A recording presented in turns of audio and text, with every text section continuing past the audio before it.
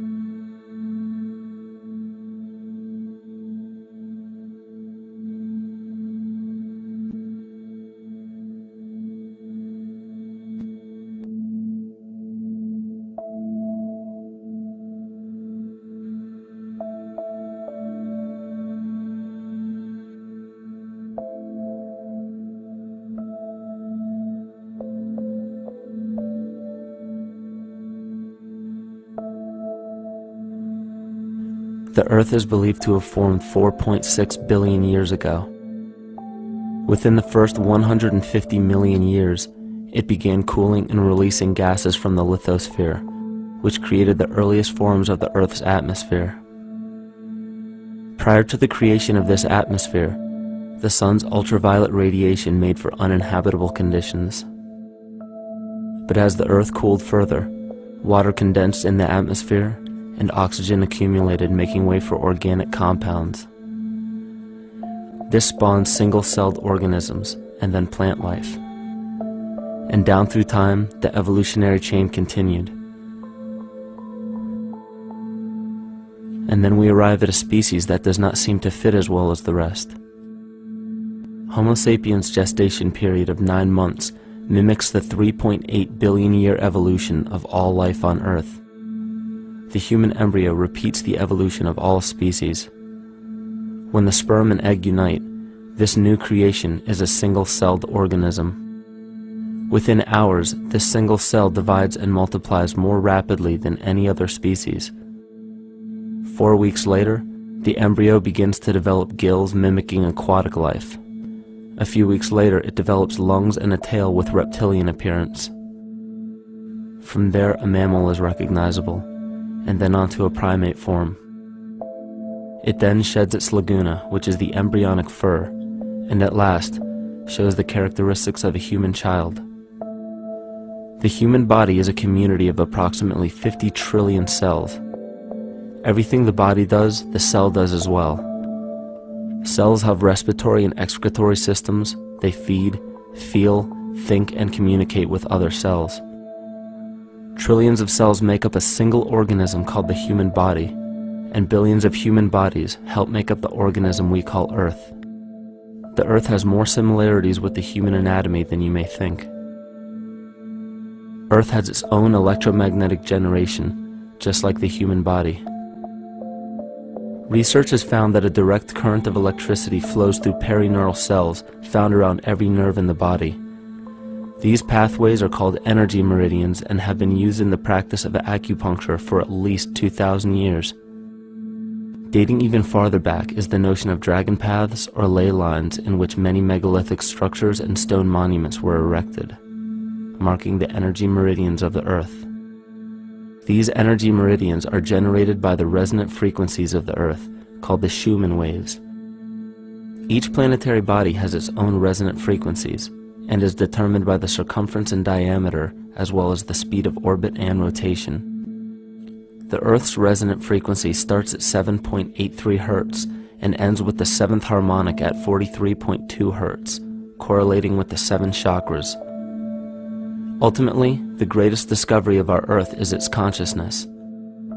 A visible attribute of consciousness is an energetic field that governs the shaping of organisms.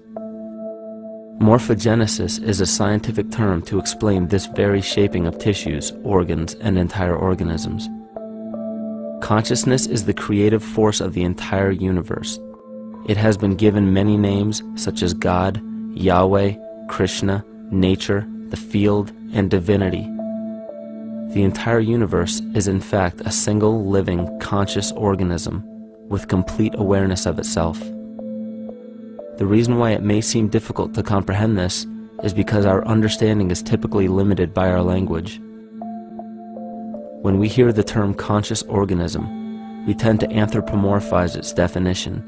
By giving it human qualities, we mistakenly look past what an organism truly is in the first place.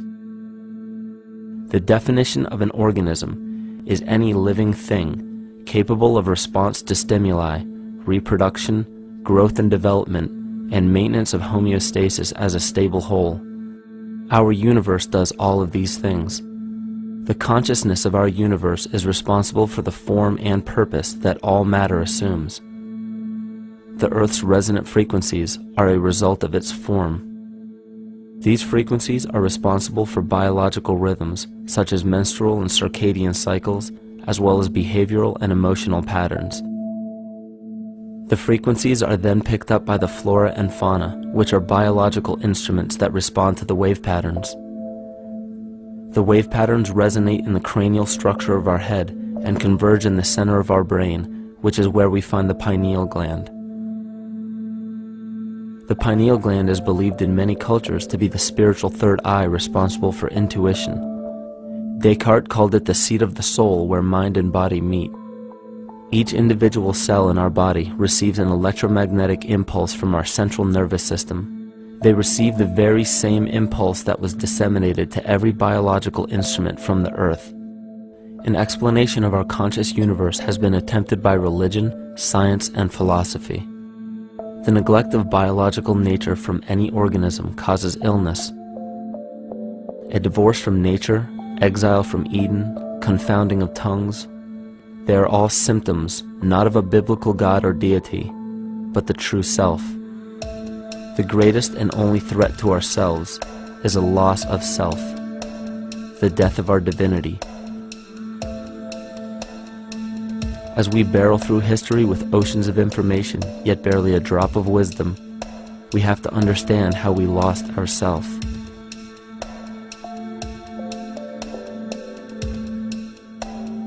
In sacred texts and ancient scriptures left by our ancestors, we find an incredible link between stories of creation, a great flood, the war of the gods, the Messiah dying for the sins of man, end-time prophecies, and similar characters. These correlations show up in myths from cultures that supposedly had no contact with one another due to distance in geography and time.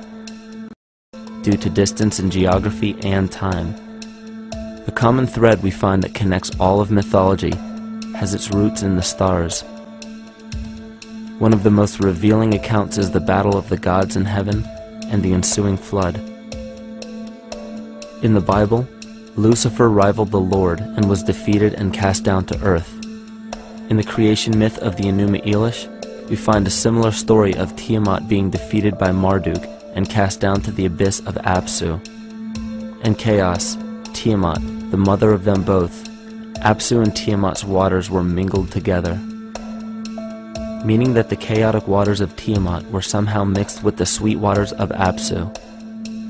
Apsu was the Sumero-Akkadian god of the abyss beneath the earth. Tiamat, also known as Lucifer, was known as a serpent or dragon and was defeated by Marduk. Marduk was the father of Nebo, or Mercury. And Mercury is the same mythological character as the Zoroastrian Mithra, the Egyptian Hermes Anubis, and the Gnostic Hermes Christos. The most recent version of Mercury, however, is the Archangel Michael in the Bible, who defeated Lucifer and sent him to the abyss of the earth, or hell. This story is steeped in astrological significance in the Bible and in many other ancient scriptures. This leads to an event in history that is recorded by many researchers regarding the cosmic upheaval and historic deluge. William Commonus Beaumont states, "The flood immortalizes the collision of a fallen planet, later termed Satan, actually a cometary body with our Earth." Consider what this reveals. He postulates that a planet, later termed Satan, fell to the earth, creating the flood we see recorded in the Bible and other myths. Lucifer, or Tiamat, was a planet known to ancient cultures as the Glistening One, the dragon of chaotic salt waters. The light from the sun illuminated this planet's water, which gave it a glow that rivaled the sun's own light, which is where we hear about Lucifer rivaling the Lord. The Lord in this case being the sun, which sustains and gives warmth to the earth. The planet Tiamat, or Lucifer, was destroyed by a cataclysmic event that hurled the watery planet to the abyss of the earth. In the book of Enoch, it reveals, "And behold, a star fell from heaven, and when it fell to earth, I saw how the earth was swallowed up in a great abyss." The myth of the Ute Indians states, "The sun was shivered into 1,000 fragments, which fell to earth, causing a general conflagration. Then Tawats fled before the destruction he had wrought. And as he fled, the burning earth consumed his feet, legs, body, hands, and arms, until at last, swollen with heat, the eyes of the god burst and tears gushed forth in a flood which spread over the earth, extinguishing the fire." This myth resembles the translation of the Enuma Elish by Stephanie Daly in her book Myth from Mesopotamia, which explains that Tiamat's eyes became the source of the Tigris and Euphrates rivers. As written in the book of Revelations, "And there was a war in heaven. Michael and his angels fought against the dragon, and the dragon and his angels fought back. The great dragon was hurled down, that ancient serpent called the devil, or Satan, who leads the whole world astray. He was hurled to the earth." The Roman mythology of Ovid gives the story of Phaeton, which happens to be another name given to the watery planet Lucifer, or Tiamat. This story reveals that Phaeton was a child of the sun and wished to become the sun for a day. Phaeton attempted this feat, and eventually Jove, who is also known as Marduk, destroyed Phaeton, sending him crashing to the earth in flames and put out by a tremendous flood of water from a river unseen before. The common theme we notice here is that of a saltwater planet, the great dragon, Lucifer, Tiamat, or Phaeton, was defeated and fell to the earth, and now dwells in the abyss known as hell, giving us the outline of the story of Lucifer rising up against the Lord and being defeated and banished to rule the underworld. As we know, however, an outline is but a shell of a story. The inner meaning, the spirit of the myth, comes with a deeper understanding of the essence of each planet, not just the physical planet, but the conscious core, because we know now that the proportions and velocity of a planet gives them their own characteristic frequencies, which govern biological and behavioral patterns. These planets reflect the archetypal psychology of man. In ancient times, probably the most important field of research was the study of the heavens. Galactic bodies and their movement through the sky were known to be symbolic of the inner faculties within human consciousness. Within all organisms, outdated science has only explained the physical world measured by our five senses. Only in esoteric religions, mysticism, and quantum fields of science are we to find any attempt at explaining where thoughts and emotions fit into the sense-perceptible world. We also understand now that humanity is a community of cells within the organism of the Earth. The Earth, therefore, is a higher organism that shapes our form and function. This higher organism and all other planetary bodies are governed by consciousness, just as we individual humans are. Therefore, the Newtonian belief that galactic bodies are nothing more than lifeless forms floating in space is tantamount to claiming that we humans are nothing more than a composite of elements in motion. We know that this is untrue because we feel, we think, and furthermore we see the result of our consciousness creating what we call life. Plato wrote, "This world is indeed a living being, endowed with a soul and intelligence, a single visible living entity containing all other living entities, which by their nature are all related." Furthermore, the cosmos is a single living creature which contains all living creatures within it. And in an article out of the Sufi journal, the author writes, "The world is a living spiritual being." This was understood by the ancient philosophers and the alchemists who referred to the spiritual essence of the world as the anima mundi, the soul of the world. In scriptures, we hear of the claim that angels guide the inner soulful actions of people, or that the gods wield influence over man. Most ancient spiritual and scientific teachings held the belief that the hierarchies of the gods, angels, archangels, archai, all the way down to the cherubim and the seraphim, are the hierarchies within the human psyche. In this way, we must understand that when the whole of ancient myths and sacred scriptures speak of spiritual influence from a higher being, they were speaking of archetypal forces that are inherent within us, not an influence from an external source. This is where we begin to see the relevance of astrology as an ancient form of science that resurfaced in the 19th and 20th centuries under the name of psychology. Friedrich Nietzsche even stated, "As long as you still experience the stars as something above you, you still lack a viewpoint of knowledge." This is astropsychology and maps the inner faculties of the psyche.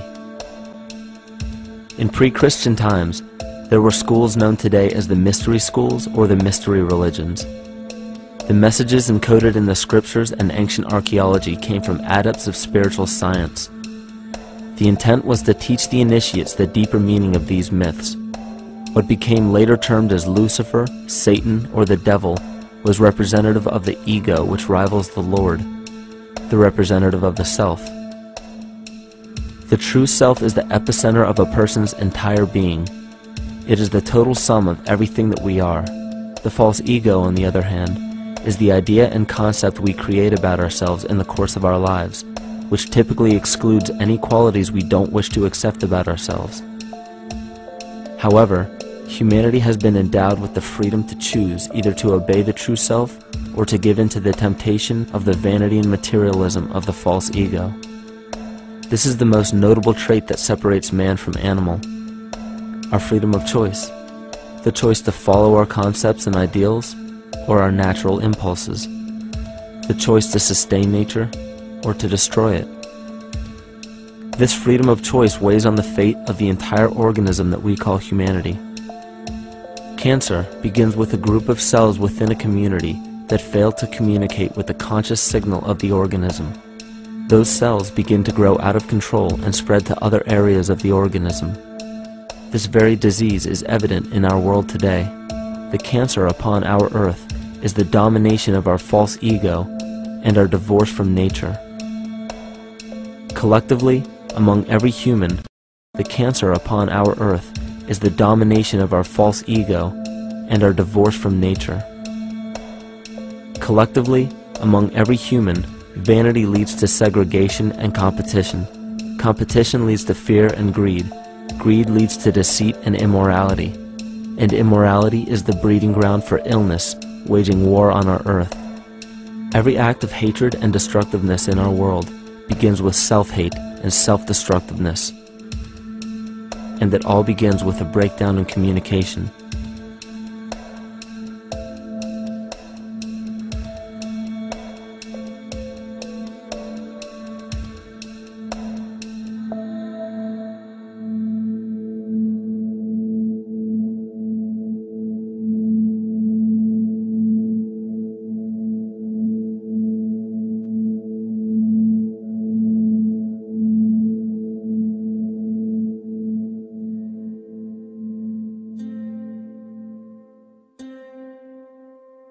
In nature, all that we perceive with our five senses is a result of two fundamental principles. Everything in existence is made of a relationship between vibration and matter. Vibration is a masculine creative force countered by matter, which is a feminine receptive force. Thus begins the principle of duality. We see this duality in ancient myths and philosophies, yet only those philosophies and scriptures that were perverted and raped of the original meaning gave the impression that one polarity was good while the other was evil. The original sages, adepts, and shamans taught that both are necessary, and one would not exist without the other. These two important principles come together to form all things in the universe. This is Kymatica. Even language, logos, the communication of any and all things in nature, depends upon this principle. Pete Peterson, in his works Cymatics, the Science of the Future, stated that nature shows examples of Kymatica in everything. This phenomena is found to be one of the prime forces that moves biological evolution along its path. Dan Winter reproduced an experiment to prove that the ancient languages of Hebrew and Sanskrit, when spoken, create a vibratory frequency that moved matter into sacred geometrical patterns. Upon further investigation, Hebrew, Sanskrit, Aramaic, Arabic, and other elder dialects have older roots in a parent language of Gaelic and quite possibly an even earlier origin. In Swami Murugesu's The Science of Mantra, he claimed that when a person chanted specific words in Sanskrit while filming a burning candle, the intensity as well as the color of the flame would change due to the frequency that the word would emit. This same science has been shown to lower and raise blood pressure. And in his own words, certain sounds can affect their circulation and nervous system. Whatever change such vibrations cause extends to the mind of a person and also to the surrounding atmosphere, causing warmth or coolness. All this can be known by study and shown by practice. This rediscovered knowledge of the science of sound shows that sound is something more than mere vibratory signals. Not only does sound interact with life, but it sustains and develops it. It acts as a conduit of conscious intent between people, societies, and entire civilizations. Yet the psychic illness we endure due to the domination of our false ego is reflected in the collective. Our psychological schism has shut us off from communicating correctly with our inner self, which is exactly how cancer cells within the body operate. In the collective, we have created a language barrier between humanity and the rest of nature, acting as a global cancer. Recorded in history, the efficacy of the ancient languages has been severely uprooted. The alphanumeric translation from Hebrew to English shows a complete reversal of the two languages, giving the cymatic effect unnatural results. Dr. Leonard Horowitz stated in his work on DNA, 1/3 of the sensory motor cortex of the brain is devoted to the tongue, oral cavity, the lips, and speech. In other words, oral frequency emissions spoken or sung exert powerful control over life, vibrating genes that influence total well-being and even evolution of the species. A degradation of language in this case is shown to affect biology. If something as basic and important as language can be degraded and devalued to such a degree, yet never questioned, what else might we be missing? Think of an aspect of your life that dictates the limits of your freedom. Government and law enforcement, insurance and pharmaceutical companies, taxes, building permits, driver's licenses, and more. There are hundreds if not thousands of stipulations, regulations, and boundaries on our freedom. And out of the ones that were just mentioned, how many have you researched to find out whether they apply to you or not?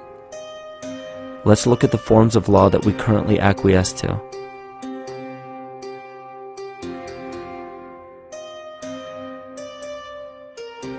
A common misconception among people is that any rule or regulation that governs them falls under one category: law. But there are many other forms of law that people abide by without realizing that they simply do not apply to them. Another misconception is that a nation's constitution gives us our rights. A constitution does nothing more than list the rights that we already have. We are born with inalienable rights, endowed to us by our Creator. They are not given to us, and they cannot be given away. The most a person can do with a right is choose whether to exercise it or not. Maritime Admiralty law is what's known as the law of the water. It is superseded by civil law and only applies to those who willingly contract themselves into it. The definition of Admiralty law is a body of private international law governing the relationships between private entities which operate vessels on the oceans. Let's look at how and why a form of law that is fashioned to govern corporations, businesses, and vessels has imposed its rule over natural human beings. This is all done through a form of word magic. A simple perversion of language has made it possible to convince people around the world that these alternative laws apply to them. One of the predominant beliefs in modern culture is that licenses, permits, registrations, and other forms of documentation are required to operate motor vehicles, use public roads, build structures and establishments, engage in free enterprise, and much more.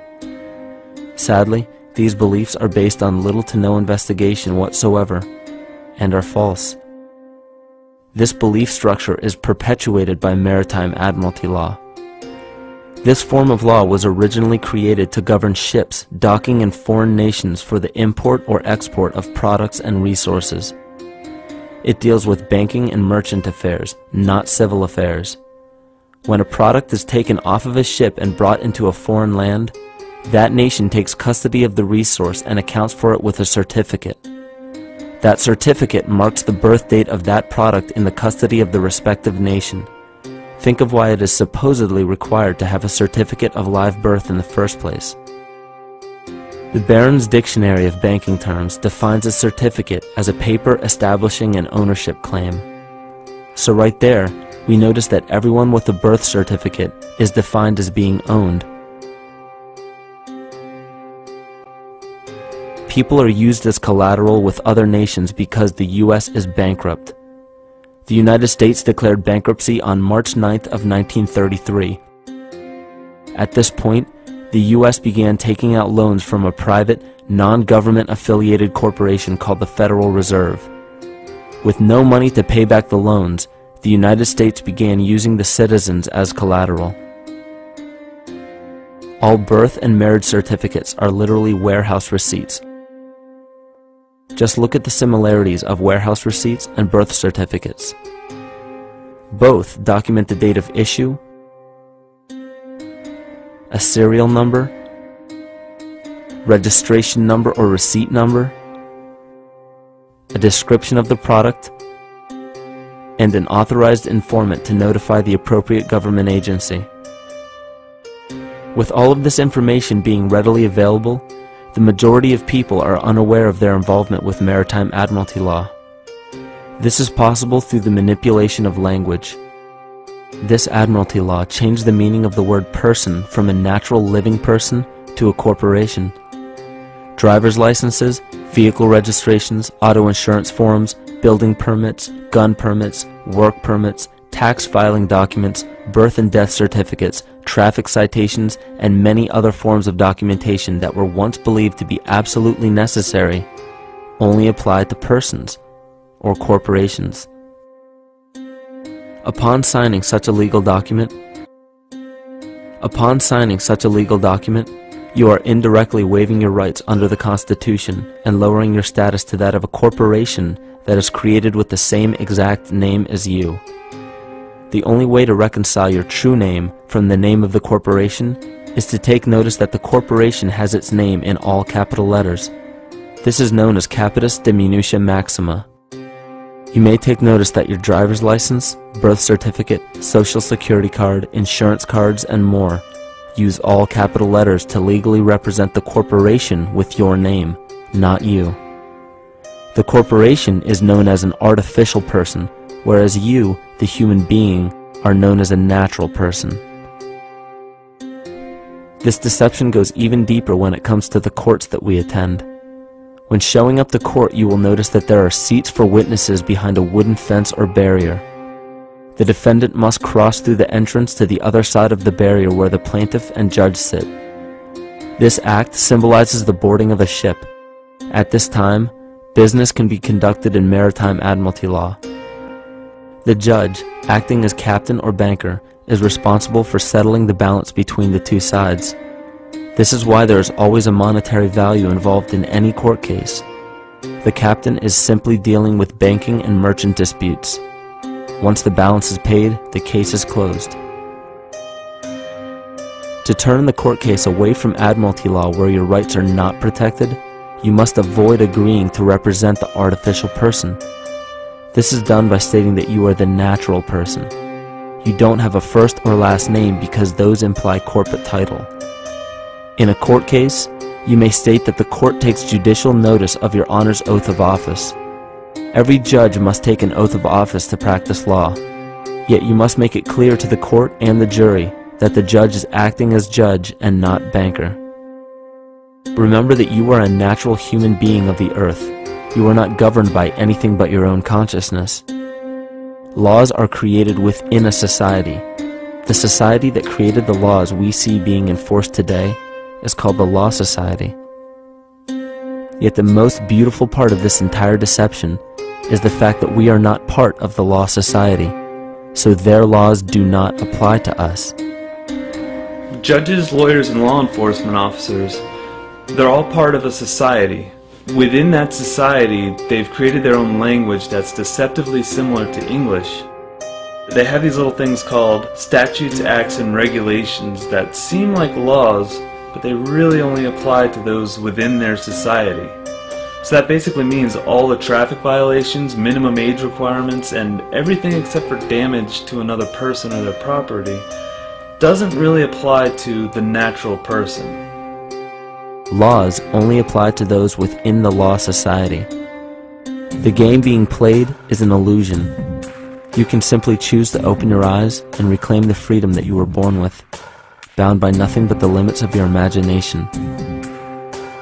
These are just a few examples of assuring that your rights are being protected. By far, the most important line of defense against this deception is to be aware of the perversion of language, and be absolutely aware of how you form your beliefs and concepts.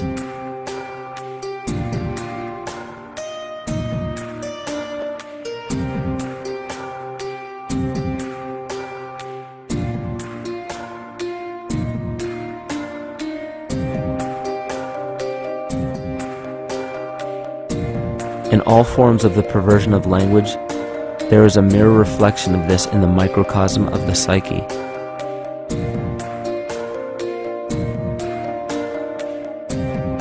And the problem I see with humanity today is we don't truly know ourselves anymore. We have the 9-to-5 job, we have the house, the children, the bills, the television, the hobbies, and the errands that we run every single day, and we eventually begin to believe that this is who we are. But who are we beneath the job title, beneath the status of mother or father, theist or atheist, Republican or Democrat, black or white, man or woman? Who are we?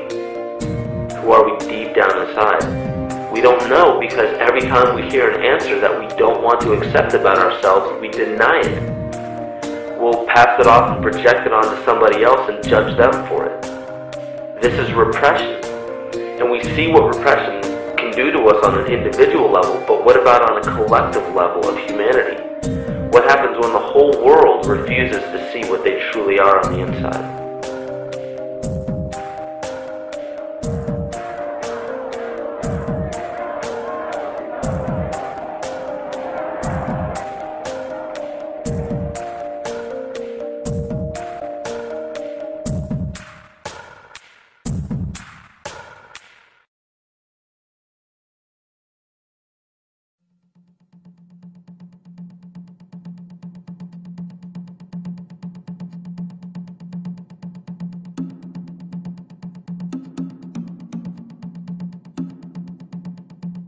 Carl Jung discovered that there is a collective unconscious connected to all humans, meaning that the whole of humanity shares a single mind with one another.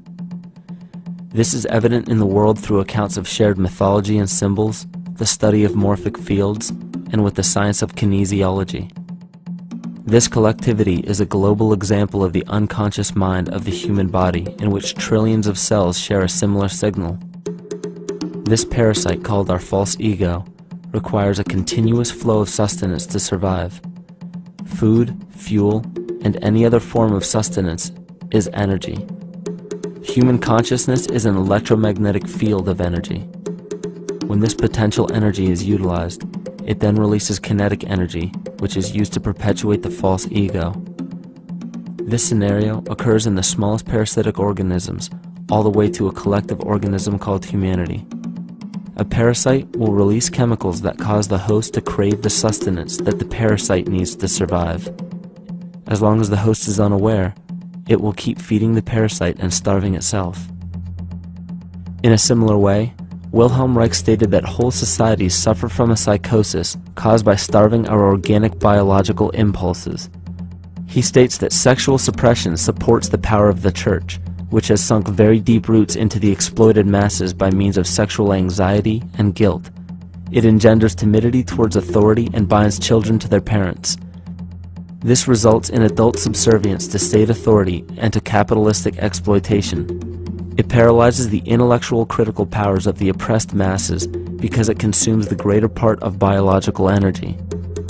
Finally, it paralyzes the resolute development of creative forces and renders impossible the achievement of all aspirations for human freedom. In this way, the prevailing economic system, in which single individuals can easily rule entire masses, becomes rooted in the psychic structures of the oppressed themselves. What Reich was showing in this powerful quote is that on a collective level, the suppression of a natural function, whether biological, spiritual, or emotional, will result in an abnormal reaction, a psychic disease. This illness or disease is reflected into the masses through a collective unconscious and acts as an epidemic. Humanity is plagued with an incapacity for freedom, meaning that people en masse lack the ability to govern themselves on a psychic level, and this manifests in the macrocosm as government and organized religious powers, thus opening the throne, our national and individual throne, to anyone and anything.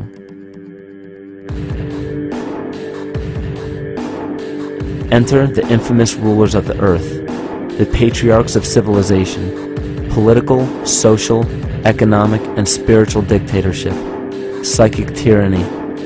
This simple illness within our psyche, this lack of responsibility and neglect of basic human freedom, has made way for every tyrant that has ever held rule over people on this planet.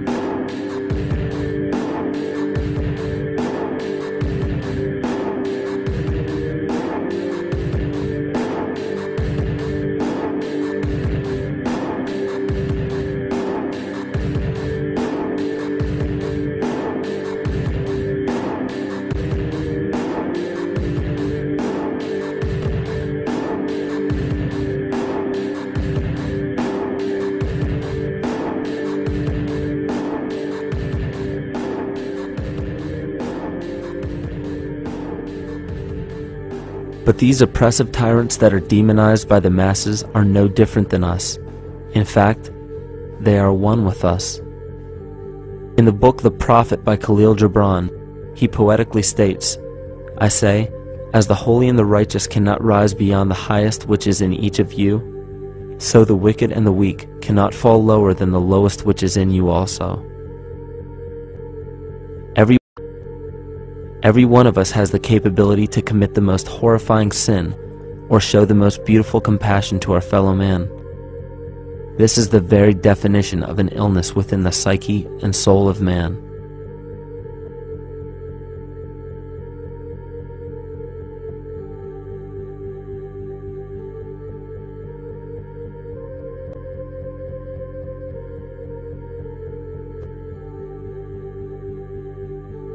Think of any position of power that you believe to be above you.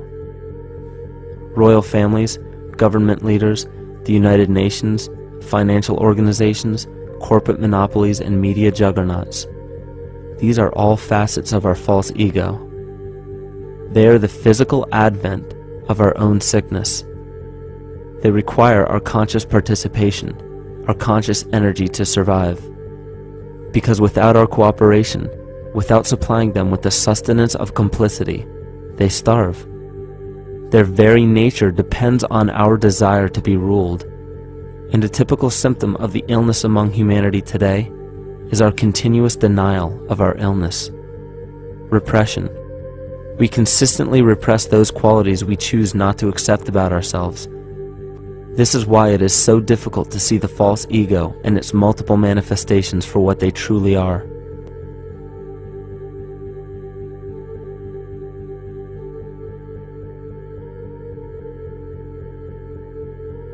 This is the very nature of the false ego.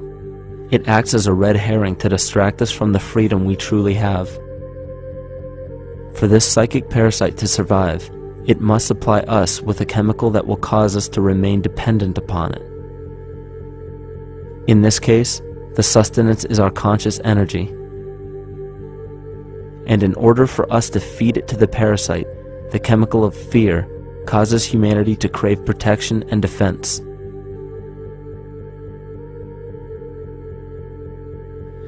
The functions of the body to survive can be broken down to two basic functions for any organism to survive. You have to be able to grow, maintain yourself, take care of your biology, but you also must be able to protect yourself, so that if you're just growing and you can't protect yourself, you'll become food for something else. So the survival involves a balance between growth and protection. Through the history of human civilization and through human evolution, we recognize that our nature is to be in a state of growth, and that our protection is only supposed to be used to, help us out of that threatening moment. You can't be in growth and in protection at the same time. So the significance is, when we see a need of protection, the stress hormones in the body shut off the blood vessels in our viscera or gut, which is the part of the body for growth. Well, the issue is, if you took the blood from the viscera and moved it out to the arms, then you left no blood in the viscera. That means no growth. But you're ready to fight. And when your fighting is finished, then the blood returns back to the viscera and you grow again. But in the world that we live in today, it's 24/7 fear.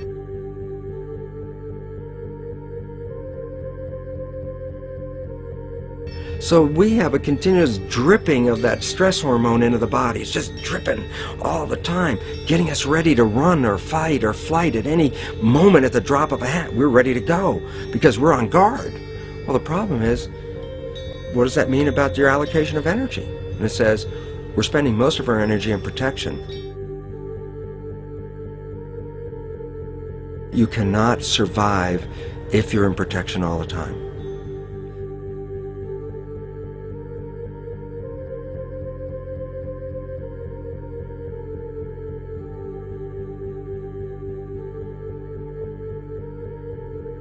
And if the parasite can control the nature of the fear, it can then create a fear among us that only it can defend us against.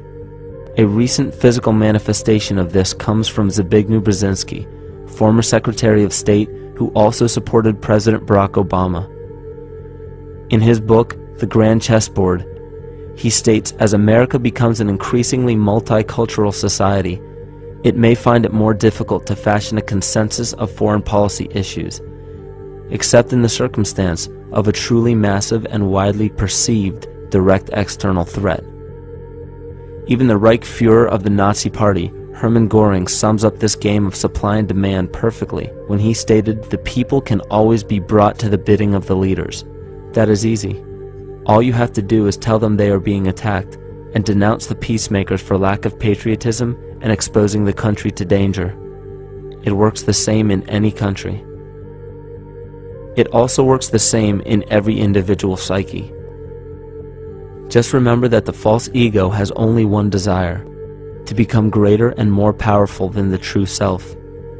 This illness causes us to believe that we are separate from nature. This is why we see such a rise in the dependency of technology. This is why we see such little stewardship for the earth and the environment. And this is why we see bigotry, racism, sexism, and every other form of discrimination possible that leads to crime, violence, wars, and eventually, the global destruction of the organism.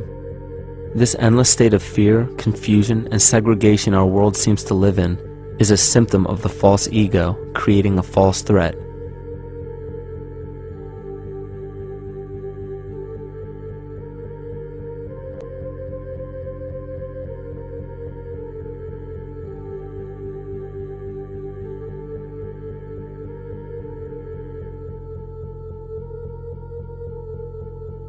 many of the United States presidents have blood relations with each other.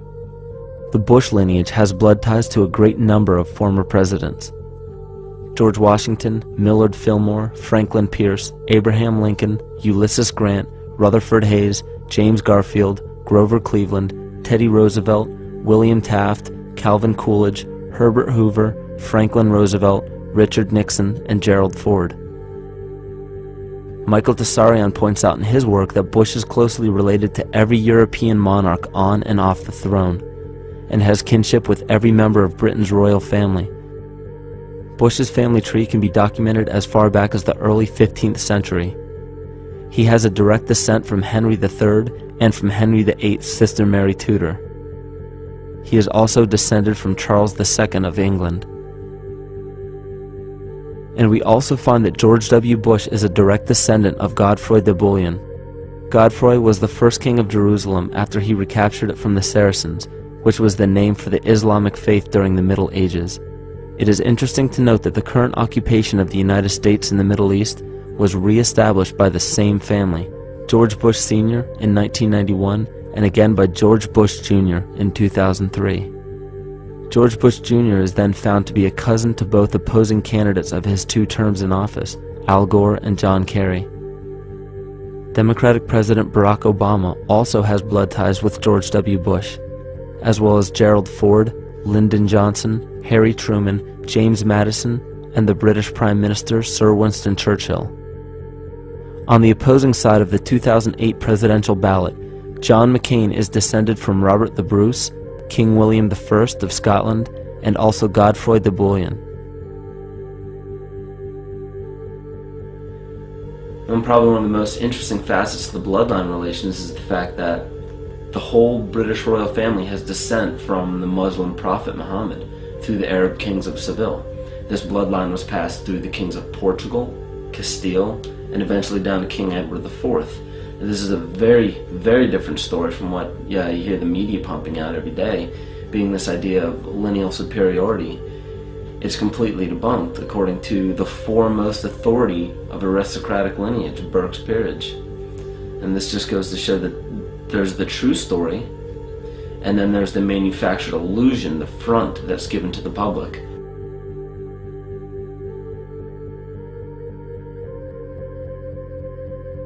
These blood ties go on and are documented thoroughly through literature such as Burke's Peerage and other comparable books. The point of all of this is that we find not just the same people, but the same intent within the people who have held high positions of monarchy, dynasty, aristocracy, and democracy in the past and present, and they are all related by a physical and symbolic link. This bloodline carries the symbol of our illness.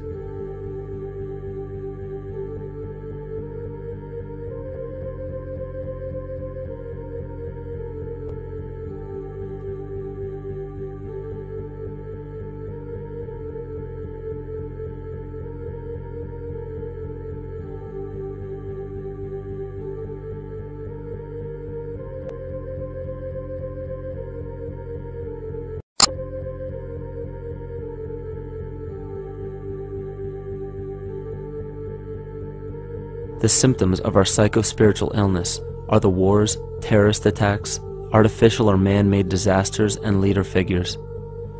As long as the people remain oblivious to their inner drives and inner nature, they will always fail to recognize why these events take place and why these figures rise to such powerful positions. The reason why we have failed for thousands of years to conquer these archetypal rulers permanently is because for thousands of years we have been fighting the symptoms of an illness and not the root cause. For every corrupt government that falls at the hands of a revolutionary, oppressed people, 2 more will rise in its place every time, because the root cause of a corrupt government does not exist in the individual leading that government. It exists within the psyche of every individual, because an unaware host to a deadly parasite will do anything to avoid accepting his own incapacity for freedom.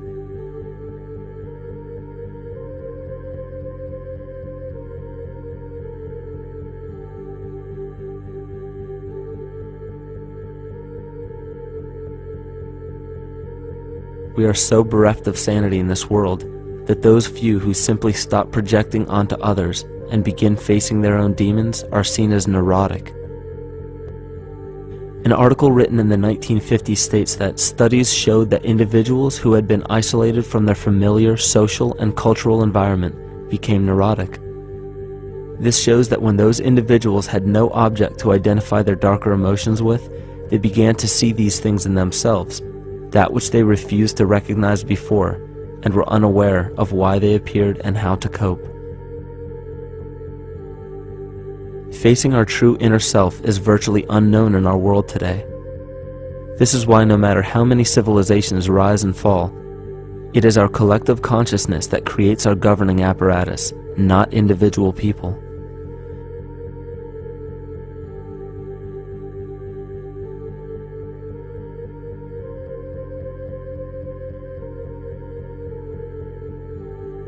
And after countless attempts, you would imagine that people would realize that a physical retaliation may not be the solution. Yet here we are, thousands of years later, with technology that can clone DNA, vehicles that can break the sound barrier and probe the depths of space, and science that can overcome almost any sickness. Yet we still fail to take notice to the importance of thoughts and consciousness. This is the very definition of insanity. And every single one of us is responsible for this psychic epidemic, because we're killing the messenger and paying no attention to the message.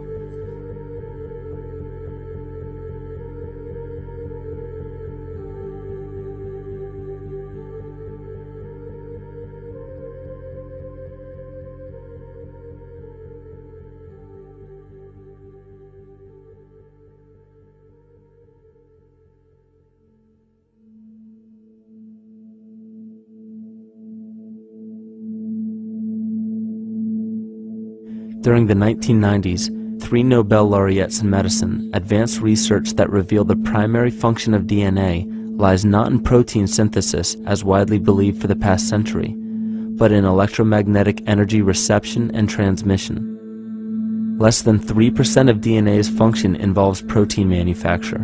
More than 90% functions in the realm of bioacoustic and bioelectric signaling. So why is it important to know that DNA functions in bioelectric signaling? HeartMath Institute has discovered the heart and brain maintain a continuous two-way dialogue, each influencing the other's functioning. Although it is not well known, the heart sends far more information to the brain than the brain sends to the heart, and the signals the heart sends to the brain can influence perception, emotional processing, and higher cognitive functions. The heart also generates the strongest rhythmic electromagnetic field in the body, and this actually can be measured in the brainwaves of people around us. We are quite literally an electromagnetic expression of our highest cognitive function.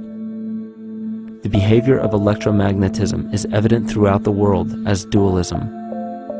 All matter contains a negative and positive charge, which means organisms are built upon this foundation. The natural homeostasis of any organism is a balance of both polarities. Furthermore, research on emotional energetics shows that the heart's field is a carrier of emotional information and a mediator of bioelectromagnetic communication within and outside the body. Research shows our heart's field changes distinctly as we experience different emotions. It is registered in people's brains around us and apparently is capable of affecting cells, water, and DNA studied in vitro. Fear. The chemical supplied by a collective parasite creates a distinct bioelectric signal given off by the host. This signal is disseminated to the organisms within our community and will grow outward through the entire organism unless it is counterbalanced by an opposing force. Dr. Fritz Alan Popp discovered that the cells in our body communicate through biophotons, which are tiny particles of light that are single units of an electromagnetic field. This communication system within our body also exists between people in what's known as morphic resonance. This was known by the shamans, sages, and adepts of antiquity. These teachings were commonplace in prehistoric cultures. It wasn't by sheer chance that artistic expression and rituals were the cornerstone of every ancient civilization. Art was used as a personal method to exercise the shadow content of the psyche and introduce it to the conscious mind. This was very literally viewed as psychic therapy. Ritual was based around astrological dates. As we've learned, the study of the stars and planets reflect our own astropsychology. The shamans would perform rituals on astrological dates that would correlate with a circadian rhythm or a psychological cycle. These rituals kept the human participants aware of their inner self and prevented the repression of psychological content. As long as people were facing their inner demons and accepting them as their own, they were not collectively projecting them into the physical world. If you bring forth what is within you, what you bring forth will save you. If you do not bring forth what is within you, what you do not bring forth will destroy you. The progeny of our psychological disease began growing rapidly after a series of catastrophes forced the collective into a somatic state of fight or flight. This lowered the immunity of the population by introducing a state of immense stress. Our body becomes more susceptible to illness under stress. In this manner, humanity fell ill when entire bodies of land were swallowed up by the floodwaters. This uprooted many tribes, chiefdoms, and civilizations from their homes, and their ritual practices that were used as a conduit for psychic wellness were put on hold in order to survive the catastrophe and seek new homes. The shamans were spread to many new areas of the world.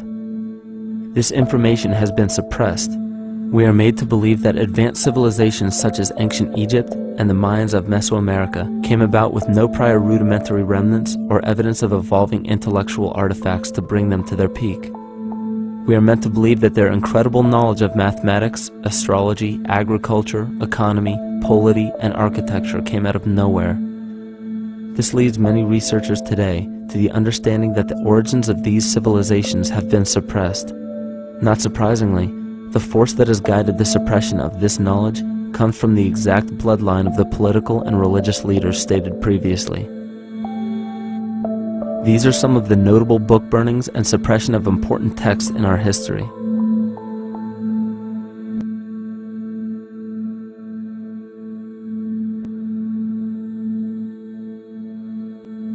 Yet after all of this suppression, there are still remnants of the dispersion of elder civilizations in nearly every country. There is tremendous evidence of ancient cultures visiting North America long before the conventional belief of European colonization. Barry Fell states in his book America BC, there are ancient inscriptions now being reported from nearly all parts of the United States, Canada, and Latin America, written in various European and Mediterranean languages in alphabets that date from 2,500 years ago. William Commonus Beaumont wrote, "The Toltec and Maya civilizations never originated on American soil, but appeared there full-blown, with a well-defined art and system of hieroglyphic writing which possesses affinities with Egyptian. It is found that there are thousands of prehistoric sites across New England and several other northern states showing inscriptions, carvings, and mounds created by Druidic mariners as far back as 800 BC. To suppress this information further, it was not only imperative for the bloodline to burn the documented texts containing true historical information, but to wipe out the cultures that derived from these ancient shamans. The most devastating genocide ever endured was and still is the annihilation of shamanic tribes. We've lost our traditional roots and don't know about ritual. The dragon dances and the ghost dances of the Native American Indians, what do you think that was all about? All the shamans of the world, when they do their rituals, they're doing that. Their work, harmonically through dances, is to strengthen the immune system of the earth. But they've been all murdered. So that was why in the 17th century, exactly the same period I'm talking about, there was an all-out agenda that when you come across the indigenous people, you annihilate them. Columbus was sent on his expedition along with agents of the crown to disrupt the lives of the natives and seize mineral resources. He visited every island in the Caribbean, depleting the gold and taking as many slaves of the native Taino tribe as possible. 5 million natives were murdered within 3 years, according to Leah Trabeck. Within 15 years, the Arawak tribe of 250,000 was completely wiped out. The population of the United States prior to European contact was greater than 12 million. 4 centuries later, the count was reduced by 95% to 237,000. From 1494 to 1508, over 3 million people had perished from war, slavery, and the mines. Who in future generations will believe this? I myself, writing this as a knowledgeable eyewitness, can hardly believe it. My eyes have seen these acts so foreign to human nature, and now I tremble as I write. Another agent of the false ego bloodline was Hernando Cortez, who decimated the Aztec tribe and plundered their mineral resources. This again was the case through Cortez's second cousin, Francisco Pizarro, who conquered the Incan Empire in Peru. These atrocities are seen throughout Africa, New Zealand, New Guinea, East Timor, and are still seen today in Canada. This was a deliberate attempt to bury any surviving remnants of the ancient world and our true history. It is a naive mistake, however, to categorize and blame everything and everyone involved with politics or religion for this suppression of knowledge. It is only natural for people to crave spiritual understanding when there are so many manufactured missing links and perversions in the spiritual text today. And due to this void of spiritual wisdom, honest and moral people who are simply trying to understand their place in this world become the prime consumer market for those who wish to exploit this vulnerability. To have enough power to run our own lives, basically. If we look at the New Age movement, for instance, which is another kind of trap in all of this, where people might end up, actually. They're looking for something so bad that they're taking all these things that are handed to us or to them, but it's not really based on any real understanding. It's still kind of coming from a religious type of perspective. People are genuinely seeking something new. They're genuinely seeking a new type of spirituality, or to better themselves, or to change something, but this is being hijacked. And what they actually do is that they lead you into another type of group mentality or New Age religion, whatever it is, and people still are not able to kind of really break free from that and follow their own journey or their own path, which I think is very important in all of this.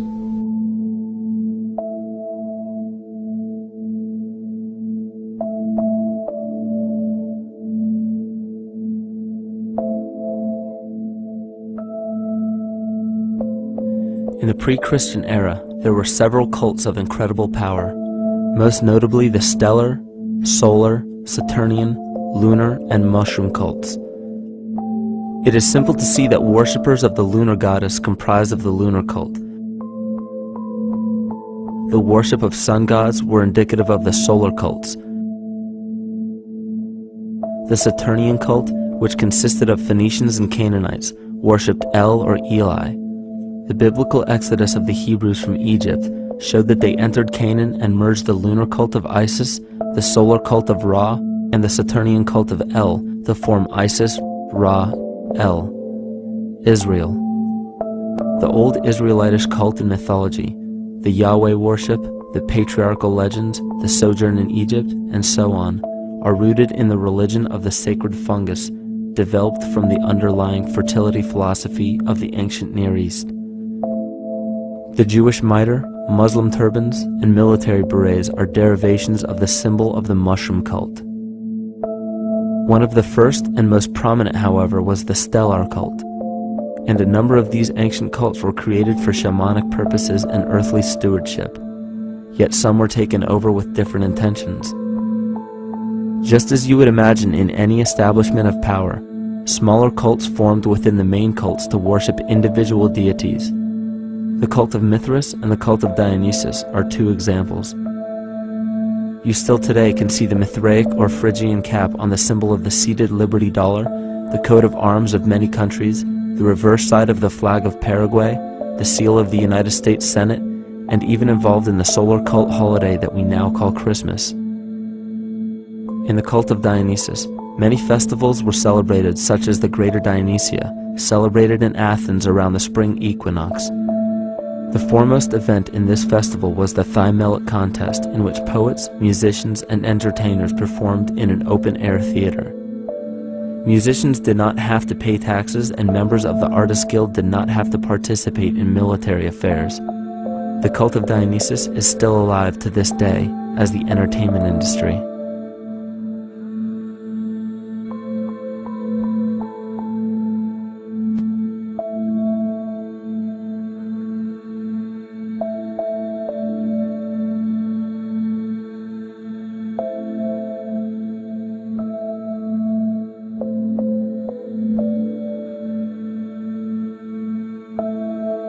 These cults still exist in many important positions of power throughout the entire civilized world. Yet the most important function of these groups is to manufacture the consent and complicity of the people.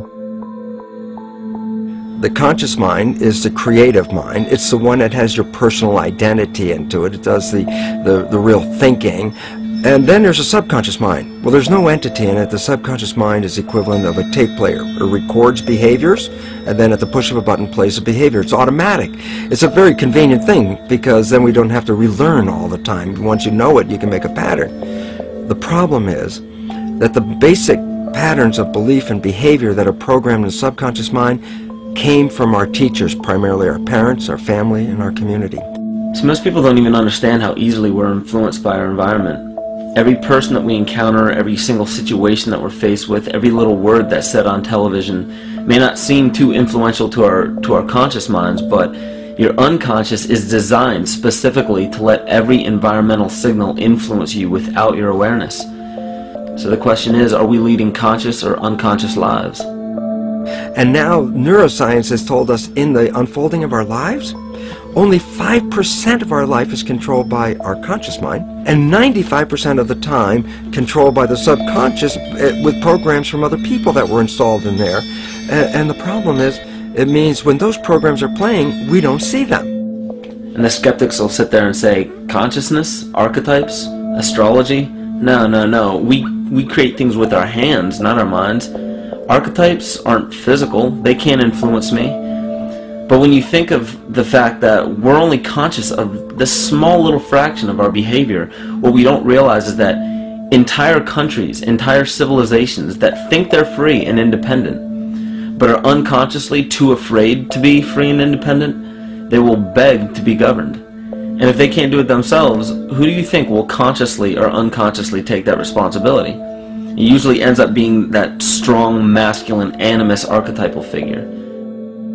When we think we're in danger, we're not looking for our mother to nurture us. We want our father to protect us. And right on cue with the age of fear, this age of catastrophe, the age of this parasite, we see masculine domination. And one of the primary conduits for giving our responsibility and our conscious energy away is money. We surely don't want to admit that our dependency on money is flawed, because that would imply that the fault is our own. And God forbid we take responsibility for our lives, so we blame the money. This is the cornerstone of the entire illusion being built around us by the false ego. Money is said to be the root of all evil, yet it cannot be evil because money is only a symbol. Symbols carry only the faith and spirit of the observer. This means that the symbol of paper money, yet it cannot be evil because money is only a symbol. Symbols carry only the faith and spirit of the observer.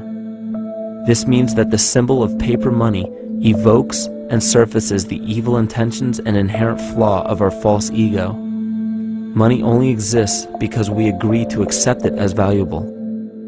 And to further illustrate our incapacity for freedom, we've given the control of our faith-based money to a private corporation instead of the federal government. There is no law stating that we have to use Federal Reserve notes as currency. We choose to because we fear the alternative: independence.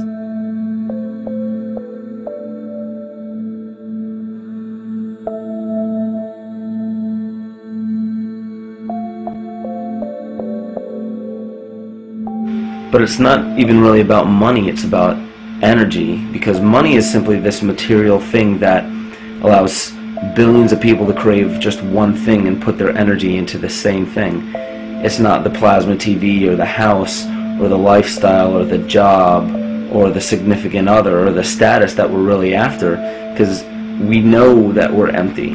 These people feel sadness and loneliness and void just like anybody else, and they either want to fill that void with materialism because they think that that'll make them feel better, or they want to sedate the void feeling with material possessions. So it all comes back to this feeling of having to put our dependency into an external source, something that we have absolutely no control over. What we're seeing right now is with all the competition of each other destroying each other, wars, competing for material existence, raping the planet and tearing it apart to get some pieces of it to hold in your hands and say you won the game. Every one of those moves is destructive not just of the planet but of human civilization, because human civilization will thrive with cooperation and will die with competition. And if you operate from these truths, then you end up with the extinction that lies before us. You see, we all have demons, so to speak. We all have inner demons in our lives, but we expect to see devilish monsters or dark apparitions when you think of a demon, kind of like what you'd see in the cinema. But our demons are really the people in our everyday lives, the people that we argue with, the people that we envy or hate, the ones we physically or emotionally harm in some way, shape, or form. And it's not because we envy or hate qualities in these specific people as much as we hate the fact that they remind us of ourselves. They reflect qualities about ourselves that we wish we had more of, or that we wish we didn't have at all. So what do? We alleviate that pain not by fixing or fighting our own demons, but by harming the people that remind us of our demons, by harming the people that remind us of the things that we don't like about ourselves. And when we become frustrated that we're not in control of our emotions because we don't really know what's affecting our emotions, we take it out on others. We take it out on absolutely anything else that can show us or act as a catalyst for our hatred. And so we do the same thing to animals. Animals are perfect because they can't defend themselves. And it's a perfect catalyst for our inner aggression, our confusion, our hatred. Just take it out on something absolutely helpless. Just imagine how unconscious a person has to be of his or her actions to torture or mutilate or brutalize any living thing.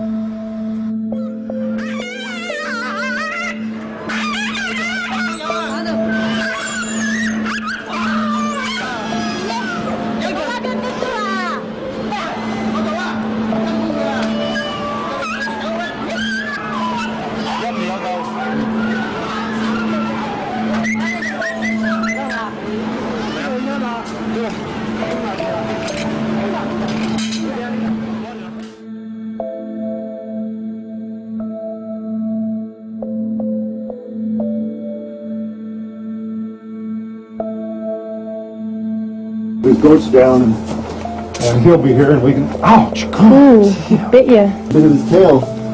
Is it calming with your kids maybe? He's a big guy. That's a real... Think of the lack of compassion you must have towards life in general to be able to feel no semblance of sympathy towards entire populations, let alone just individuals or individual animals, entire populations of species that are bred specifically for the purpose of commodity. But I'll tell you what's even more dangerous is not so much the people carrying out this cruelty, because that's already been established. That form of hatred and cruelty has already been established and it's already known. What I'm really worried about is the people who are against inhumanity, the people who are against animal cruelty and feel self-righteous enough to think that it's justified to inflict harm or even wish harm on these people. Because those are the people who take unconscious cruel behavior to a whole new level of conscious cruel behavior that's perfectly acceptable in their minds, because they feel that it's their job to bring other people to justice, like they're an authority figure of some sort. Those are the people who will have a much harder time figuring out why they harbor so much inner hatred and resentment. They don't seem to realize that it's just another form of the same exact hatred. So to keep from facing our inner demons consistently, what do?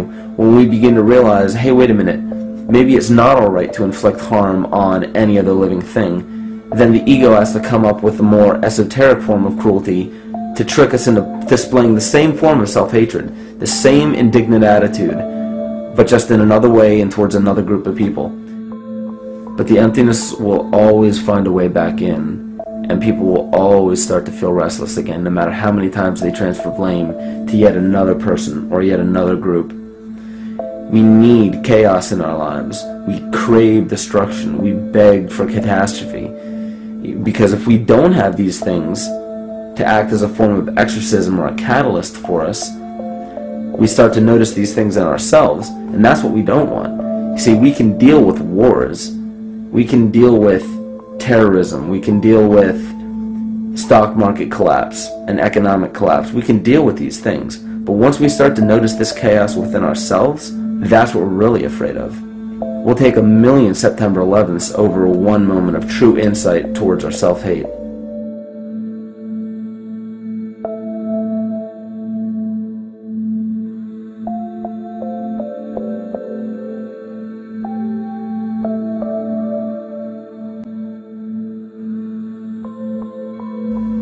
And you know, the most interesting part of all of this is we encounter things every day, every single day, that we either accept with open arms or that we reject violently.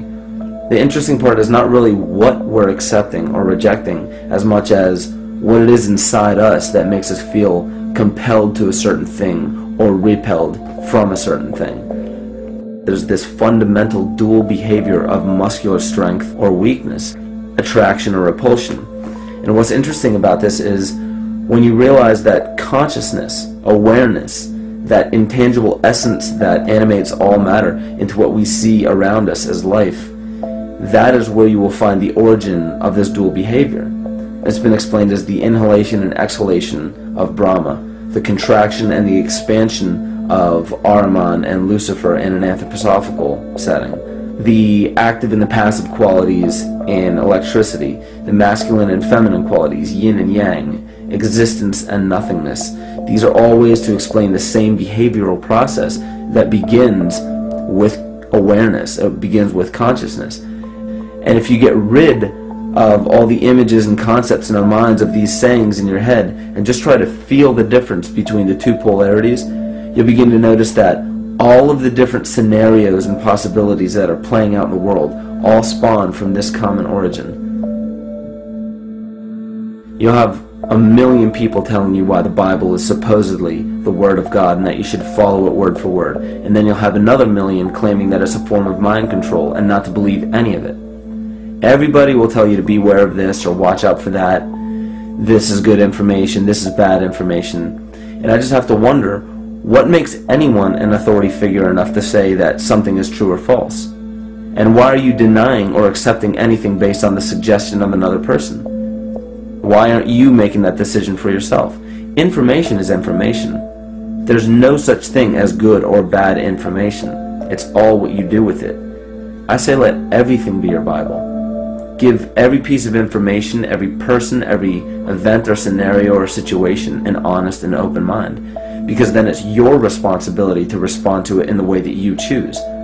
Not following the herd, not following convention, it's your responsibility. And that's the point when, no matter how many people tell you you're wrong or right, you're not dependent upon their approval. If we at least question our own actions, question our own thought process, and make a conscious decision to what we feel is right every single day, that's what I believe to be divinity. That's true shamanism. And that, to me, is what it really feels like to be alive.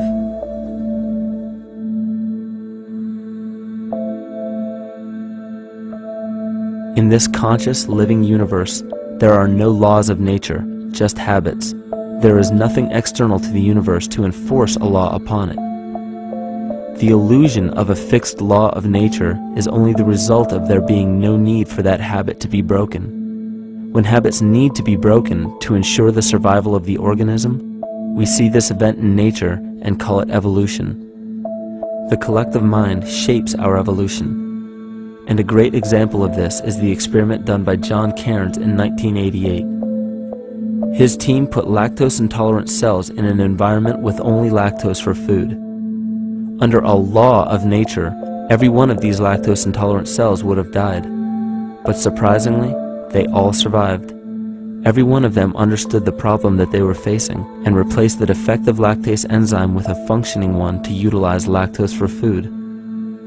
If a cell has the ability to decide how and when to evolve because it's facing extinction, then anything can.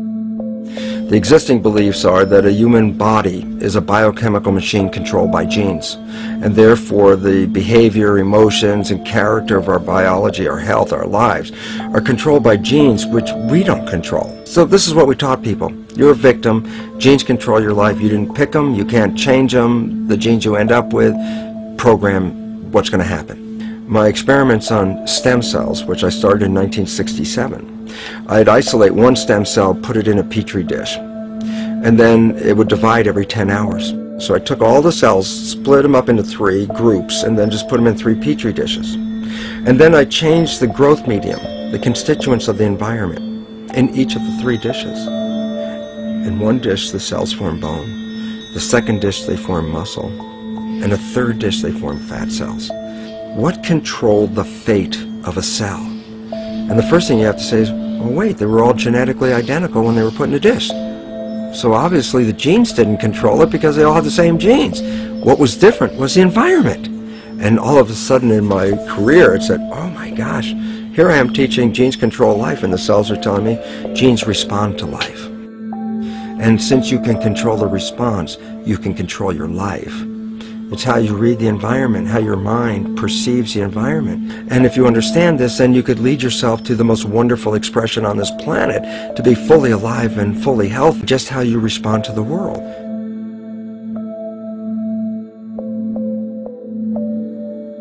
In the face of financial collapse across the world, political and religious wars raging tirelessly, and an ever-growing feeling of being lost and void of meaning, there is a great amount of energy being pushed to the surface of the collective mind.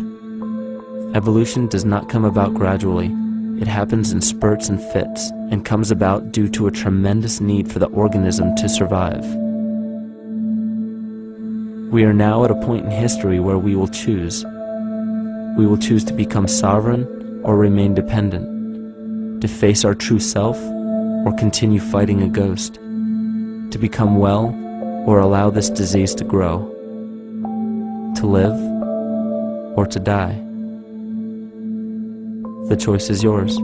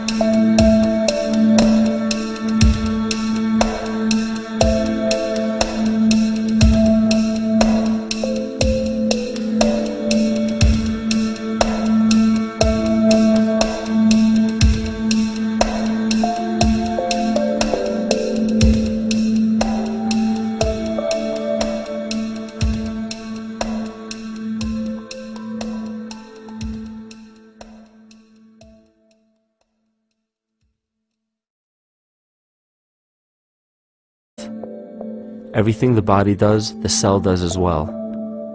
Cells have respiratory and excretory systems. They feed, feel, think, and communicate with other cells.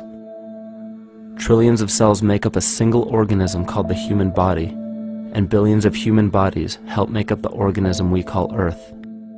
The Earth has more similarities with the human anatomy than you may think. Earth has its own electromagnetic generation, just like the human body.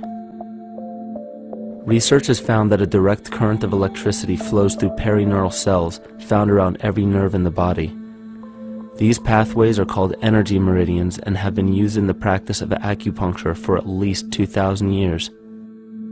Dating even farther back is the notion of dragon paths or ley lines in which many megalithic structures and stone monuments were erected, marking the energy meridians of the Earth.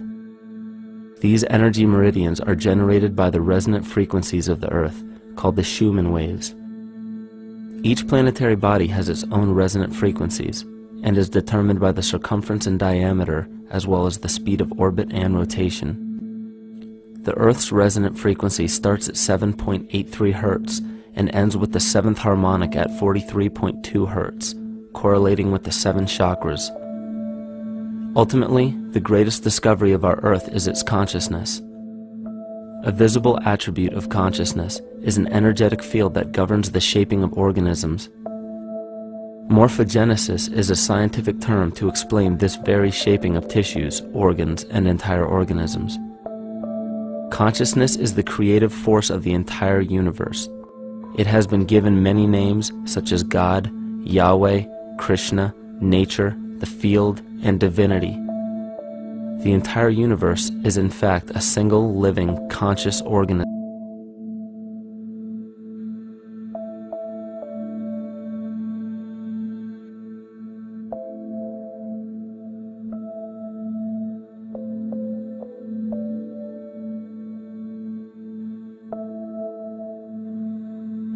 The Earth is believed to have formed 4.6 billion years ago. Within the first 150 million years, it began cooling and releasing gases from the lithosphere, which created the earliest forms of the Earth's atmosphere. Prior to the creation of this atmosphere, the sun's ultraviolet radiation made for uninhabitable conditions. But as the Earth cooled further, water condensed in the atmosphere and oxygen accumulated, making way for organic compounds. This spawned single-celled organisms and then plant life. And down through time, the evolutionary chain continued. And then we arrive at a species that does not seem to fit as well as the rest. Homo sapiens' gestation period of 9 months mimics the 3.8 billion year evolution of all life on Earth. The human embryo repeats the evolution of all species. When the sperm and egg unite, this new creation is a single-celled organism. Within hours, this single cell divides and multiplies more rapidly than any other species. 4 weeks later, the embryo begins to develop gills mimicking aquatic life. A few weeks later, it develops lungs and a tail with reptilian appearance. From there, a mammal is recognizable, and then onto a primate form. It then sheds its laguna, which is the embryonic fur, and at last shows the characteristics of a human child. The human body is a community of approximately 50 trillion cells, with complete awareness of itself. The reason why it may seem difficult to comprehend this is because our understanding is typically limited by our language. When we hear the term conscious organism, we tend to anthropomorphize its definition. By giving it human qualities, we mistakenly look past what an organism truly is in the first place.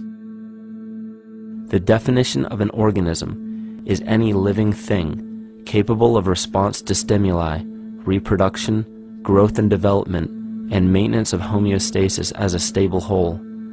Our universe does all of these things.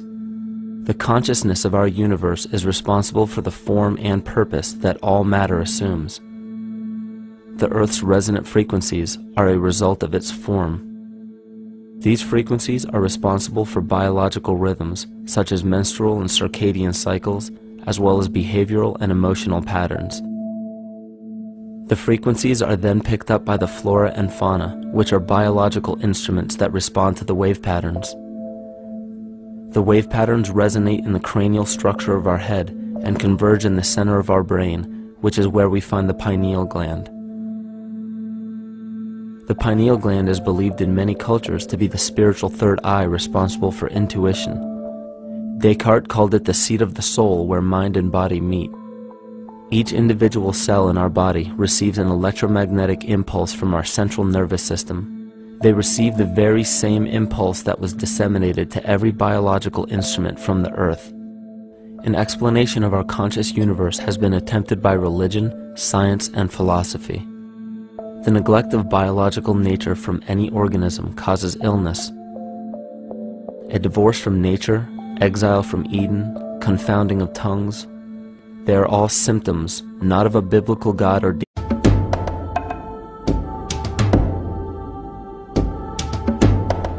Creation is a term to define only one organism, and that's the self. The self is the universe, the self is the Alpha and Omega, God and infinity. And that's the only thing that evolves, because we are all part of the self. Nothing goes through an evolutionary process alone, or without direct benefit to the whole. So when you begin to think that there's this controlling elite, this controlling hand behind the curtains leading the planet to destruction, when you think the end is near, the apocalypse, Armageddon, and when you think we as a species are doomed, it is not they, it is you that brought this about. And for a very good reason.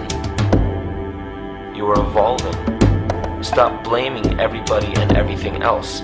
Quit panicking about global tyranny and natural disaster and pay attention. Because the world is telling you something. It's telling you exactly what is wrong with you and how to fix it.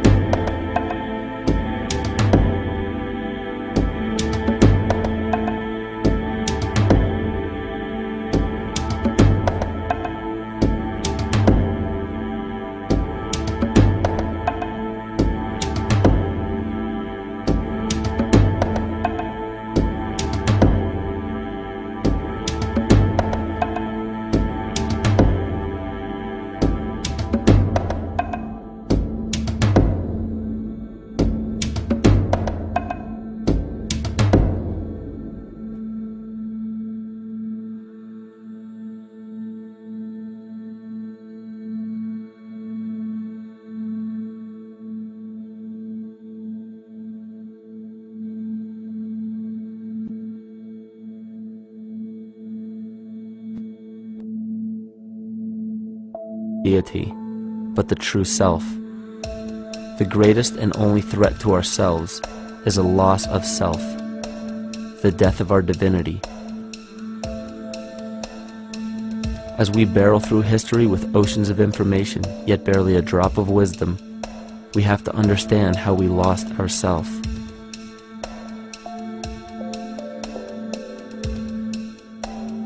In sacred texts and ancient scriptures left by our ancestors, we find an incredible link between stories of creation, a great flood, the war of the gods, the Messiah dying for the sins of man, end-time prophecies, and similar characters.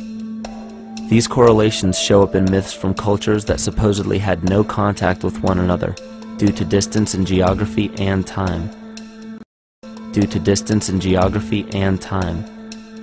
The common thread we find that connects all of mythology has its roots in the stars. One of the most revealing accounts is the battle of the gods in heaven and the ensuing flood. In the Bible, Lucifer rivaled the Lord and was defeated and cast down to earth.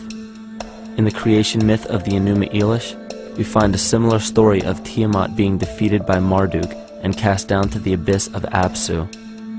In chaos, Tiamat, the mother of them both, Apsu and Tiamat's waters were mingled together, meaning that the chaotic waters of Tiamat were somehow mixed with the sweet waters of Apsu. Apsu was the Sumero-Akkadian god of the abyss beneath the earth. Tiamat, also known as Lucifer, was known as a serpent or dragon and was defeated by Marduk. Marduk was the father of Nebo, or Mercury. And Mercury is the same mythological character as the Zoroastrian Mithra, the Egyptian Hermes Anubis, and the